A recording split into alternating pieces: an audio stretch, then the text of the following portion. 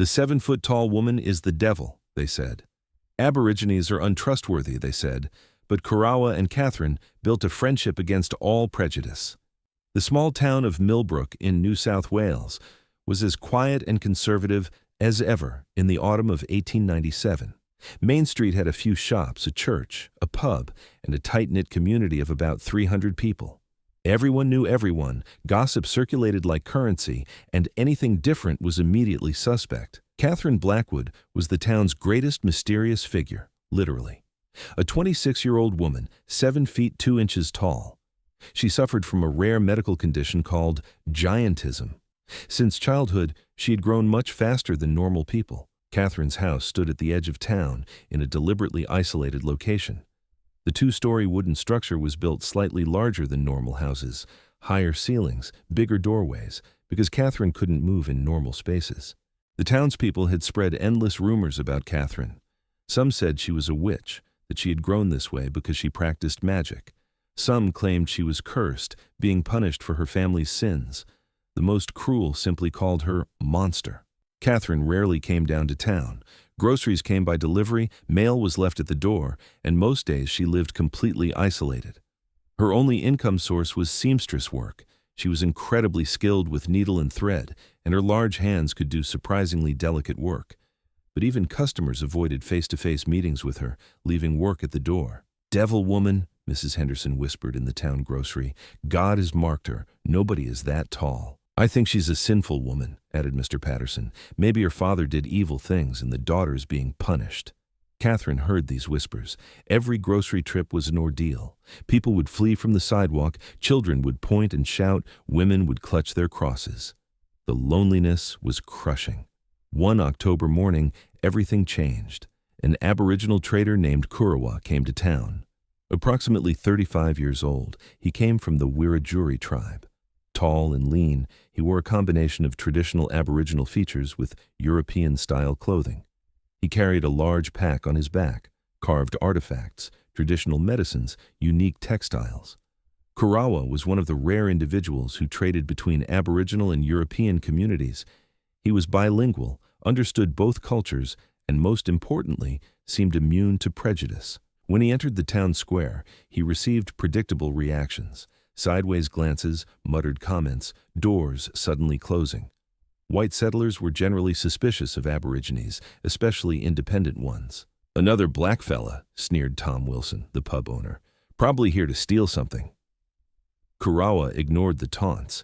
Years of experience had taught him. Instead, he methodically visited shops offering handmade goods. Most shopkeepers were dismissive, but a few were interested in the cultural artifacts. At lunchtime, Kurrawa sat on Main Street, eating dried kangaroo meat. Children gathered, pointing and giggling, but not maliciously, simply curious. Kurrawa smiled and showed them a carved boomerang, explained how it worked. "Get away from that savage," shrieked a mother, pulling her children away. Kurrawa sighed. Same story, different town. At that moment, an unusual figure approached from the far end of town, Catherine Blackwood. It was her monthly grocery trip. Even from a distance, her extraordinary height was visible. The town atmosphere immediately shifted. Children ran away. Adults turned their backs. Women crossed themselves. "The devil woman is coming," someone whispered. Catherine walked slowly, head down, trying to make herself smaller. An impossible task, of course. She reached the grocery store and went inside. Kurrawa watched this scene with growing curiosity. A 7-foot-tall woman? Extraordinary. But the town's reaction was more intriguing, the same fear and rejection he experienced, but amplified. When Catherine emerged from the grocery, carefully balancing her groceries, Kurrawa instinctively stood and approached. "Excuse me, miss," Kurrawa said in a polite and respectful tone. Catherine jumped, startled. No one approached her voluntarily, ever. She looked down, way down, at Kurrawa. "Yes?" she stammered, her voice surprisingly soft for such a large person. "You are very tall," Kurrawa stated simply. No judgment, just observation. Catherine braced herself for the usual cruel comments. Instead, Kurrawa continued. "This must be useful for many things. Can reach high places, carry heavy loads, see far distances." Catherine blinked, confused. Was this a compliment? I suppose," she murmured. I am Kurrawa. I trade goods between communities. I notice you carry large grocery bundle easily. This impressive strength. Most people think I'm cursed, Catherine blurted. Kurrawa smiled. Most people fear what they don't understand. I am Aboriginal. You think I don't know about unfair judgment? Catherine looked at Kurrawa properly for the first time. She realized this man was also an outcast, also rejected by the town. Why are you talking to me? She asked suspiciously. Because I have business proposition. Catherine almost laughed, a bitter sound. Business? With me? Yes. I need partner for new trading venture. Someone strong, someone trustworthy, someone who, he paused, someone who understands being different. Nearby town residents watched this interaction with horror. She's talking to the black fella, gasped Mrs. Henderson. Two monsters together, sneered Mr. Patterson. Catherine noticed the stares. You should go. Talking to me will make your situation worse here. My situation already bad, Kurrawa shrugged. Cannot get worse. But your situation might improve. Will you listen to proposal? Catherine hesitated. Every instinct screamed danger. Trust led to betrayal. But loneliness overwhelmed caution. Where? Somewhere private? Perhaps your home? You want to come to my house? She asked incredulously. Why not? I visit many homes. Yours just taller? A small smile. Despite herself, Catherine almost smiled back. Fine, follow me. Walking together through town was a spectacle. An extraordinarily tall woman and an Aboriginal man, the town's worst nightmares combined. Whispers became shouts. Unnatural, shameful, devil's work. Kurrawa stayed calm. Catherine tried to ignore them. They reached her house and she welcomed Kurrawa inside. Mind the doorframe, warned Catherine. It's built higher than normal, but still. Kurrawa ducked appropriately. Inside, he was amazed. Everything was scaled up. Furniture, shelves, even kitchen counters. Strange, but practical. You built this yourself? He asked, with help from a carpenter who needed money badly enough to overcome his fear. Impressive craftsmanship. Catherine gestured to oversized chairs. Please sit. I can make tea. Thank you. While Catherine prepared tea, watching her move efficiently through her custom-sized kitchen was fascinating. Kurrawa examined the room. He noticed exceptional needlework, intricate embroidery, beautiful sewn items. You made these? He pointed to decorative pieces. Yes, sewing is my trade, only way I earn money. Work is exceptional, very detailed, precise. Large hands but careful fingers, she smiled sadly. Ironic, isn't it? Tea was served and they sat, bizarrely mismatched physically but somehow comfortable. So, your proposition? Prompted Catherine. I travel many communities, Aboriginal camps, white settlements, even Chinese mining towns. I trade unique goods, Aboriginal crafts, bush medicines, rare textiles. And? Business growing. Too much for one person. Need partner, someone strong to carry heavy loads, someone skilled to evaluate quality goods, someone intelligent to negotiate trades. Why me? Because you have skills I need, because you understand outsider perspective, because, he paused, because I think we could help each other.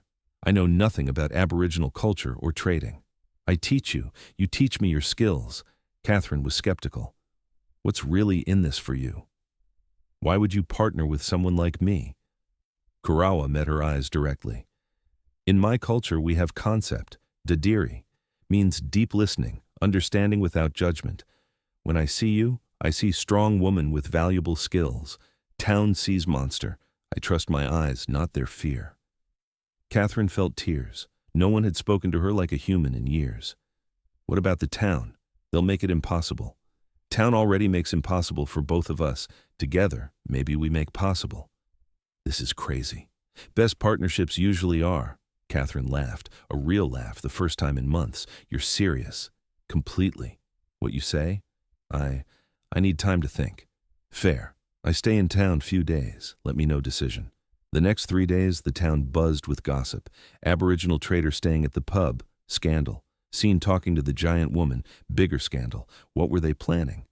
Catherine wrestled with the decision. Her logical mind said no. Too risky, too unusual, too likely to fail. Her lonely heart said yes. A chance for human connection, meaningful work, escape from isolation. The third evening, Catherine wrote a note and delivered it to Kurrawa at the pub. Yes, but we do this properly. Business contract, fair terms, trial period. Kurrawa smiled reading the note. Their partnership began quietly. Kurrawa taught Catherine about traditional Aboriginal goods, how to identify quality, understand symbolic meanings, respect cultural significance. This carving, explained Kurrawa, holding a wooden piece, represents water snake from Dreamtime. Very sacred, cannot sell to just anyone, must find respectful buyer. Catherine learned quickly. Her attention to detail, previously used only for sewing, now applied to trading goods. In return, Catherine taught Kurrawa advanced sewing techniques, textile evaluation, English business communication refinement. Your embroidery impressive, observed Kurrawa, but traditional Aboriginal dot painting similar technique. Maybe we combine styles. Fusion textiles. She was intrigued. Why not? Aboriginal patterns, European sewing quality. They experimented. They created unique pieces, traditional Aboriginal designs executed in European embroidery techniques. The results were stunning. These will sell well, predicted Kurrawa. Where? Everywhere. Aboriginal communities respect traditional patterns. European communities admire fine needlework. We bridge both markets. Their first trading trip together was memorable. They traveled to a nearby Aboriginal camp. Kurrawa made introductions carefully. He explained Catherine's height, her skills, her respectful attitude. The Aboriginal elders were initially suspicious. A tall, white woman was unusual. But Kurrawa's endorsement carried weight, and Catherine's genuine interest in their culture, respectful questions, careful listening, gradually won acceptance. You are like tall tree, said Elder Wirren. Stand out but provide shade for others. This good thing. Catherine nearly cried. It was the first time anyone had said her height could be positive. They traded successfully. Aboriginal crafts were exchanged for Catherine's fusion embroidery pieces. Fair trades, mutual respect. Returning to Millbrook, they noticed a changed atmosphere. Success elsewhere made town residents reconsider. Maybe the giant woman and Aboriginal trader weren't cursed. Maybe they were just different. Mrs. Blackwood, Mrs. Henderson approached hesitantly. I heard you're trading Aboriginal goods. Could I see some pieces? Catherine was surprised but professional. Of course. Come to my house. Mrs. Henderson visiting Catherine's house, unprecedented, but the beautiful crafts overcame her fear. These are extraordinary, admitted Mrs. Henderson. How much? Their first local sale. Word spread. Catherine's house became an unlikely trading post. People came for unique goods, stayed because Catherine was actually quite pleasant despite her height. Kurrawa's knowledge, Catherine's courtesy, a good business combination. You were right, Catherine told Kurrawa one evening. Together, we made it possible. Not just business success, replied Kurrawa. Friendship, trust, bridge between different worlds. Months passed, the partnership flourished. Catherine gained confidence, started leaving the house more. Kurrawa gained acceptance, integrated better into the local economy. One day, a young girl approached Catherine in the street. Miss Blackwood, are you really 7 feet tall? Catherine braced for mockery. Instead, that's amazing. You must be the strongest woman in the world. The child's mother started to pull her away, but Catherine smiled. It makes some things difficult. But yes, I am quite strong. When I grow up, I want to be tall like you. Catherine's eyes filled with tears, good tears. Progress wasn't universal. Some residents remained prejudiced. Tom Wilson still muttered about unnatural partnerships. Mr. Patterson still called Catherine cursed. But enough minds changed, enough hearts opened, enough people saw Catherine as a person, Kurrawa as a valuable community member. A year later, the town council invited Catherine and Kurrawa to present at a local business meeting, discussing cross-cultural trade opportunities. Standing before the council, Catherine's impressive height now a symbol of strength rather than a curse, Kurrawa's Aboriginal heritage now valued expertise rather than stigma. They presented their successful partnership model. We started as outcasts, said Catherine. The town feared me for my size, distrusted Kurrawa for his heritage. We could have internalized that rejection, stayed isolated. Instead, continued Kurrawa, we chose partnership, found strength in our differences, created something neither could do alone. Council members nodded appreciatively. What we learned, Catherine concluded, is that what makes us different can also make us valuable. My height gives me strength. Kurrawa's cultural knowledge opens new markets. Together, we're stronger than apart. After the meeting, the mayor approached tentatively. Miss Blackwood, Mr. Kurrawa, I want to apologize for my initial treatment, for the town's prejudice. You've shown us a better way. Apology accepted, replied Catherine graciously. And thank you, added Kurrawa, for having courage to change. Years later, Catherine and Kurrawa's trading business became a regional success. But more importantly, their friendship remained strong, built on mutual respect, shared experience of rejection, and courage to overcome prejudice. Remember when you first approached me? Catherine reminisced one day. Everyone thought you were crazy. I was crazy, laughed Kurrawa. Crazy enough to see person, not monster. Crazy enough to value strength, not fear difference. That craziness saved my life. And your courage saved mine. We saved each other. And so the woman everyone called cursed and the man everyone called savage proved that courage, respect, and partnership could overcome even the deepest prejudice. Their legacy wasn't just a successful business, it was proof that different people, working together, could create something beautiful.